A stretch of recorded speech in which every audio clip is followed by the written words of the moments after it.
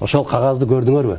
Жападан жалгыз Султанбай Айжигитов мырза кайра чырылдады. Тилекке каршы ошо жогорку кеңештин депутаттары эле өздөрү эле жемелеп, өздөрү эле кайраны пикир айтып атат. Ал депутат, анын укугу бар. Ал ошон үчүн дайындалган, ошон үчүн шайланган. Пикир айт деп. Парламент сүйлөөчү жай дейт. Сүйлөөчү киши дейт. Ал жерде кетмен менен, же күрөк менен, же орок менен иштебейт. Ал жерде тил менен иштейт, сүйлөйт. Парле. Парле деген сөз бул говори, сүйлө. Ошол сүйлөйүн деп өзүнүн түздөн түз милдетин аткарайын десе дагы бербей кайра укугун тийип атканда бул ушул жогорку кеңеш кандай болот? Бул кандай парламент болот?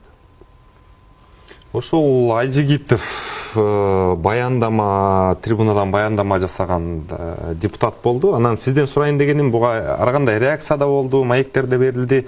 Анан азыркы учурда Султанбай Айжигитовдун мандаты боюнча маселе жаралышы мүмкүн болуп турат. Анан ушул окуя кандай үмүттүү уланышы мүмкүн? Ачыктан ачык эле айтпадыбы. Сиз эгерде сиз ушул акыйкаттыгыңызга ишенген болсоңуз, теледебатка келиңиз, элге түшүндүрүп берели десе, сиз менен бышка чыгат дебедиби? Демек кандай бул деген ишарат? Бул деген ишарат өнүгүшү мүмкүн эмес. Бул өнүгүп билатат. Бул логикасы. Сен мага жакпайсыңбы, мен сенин мандатыңды алам деген сөз. Ана Мадумаров менен ошондой болду. Көп ойлогон да бул Мадумаров менен токтоп калат деп. Мен ошондо да айткам. Бул башы. Ар бириңердин башыңарга келет. Натыйжада жогорку кеңештин башы кетет. Мыйзам чыгаруу бийлигинин башы кетет. Мыйзам чыгаруу бийлиги, мыйзам чыгаруу бутак катары кыйылат. Жок болот. Азыр ошондой.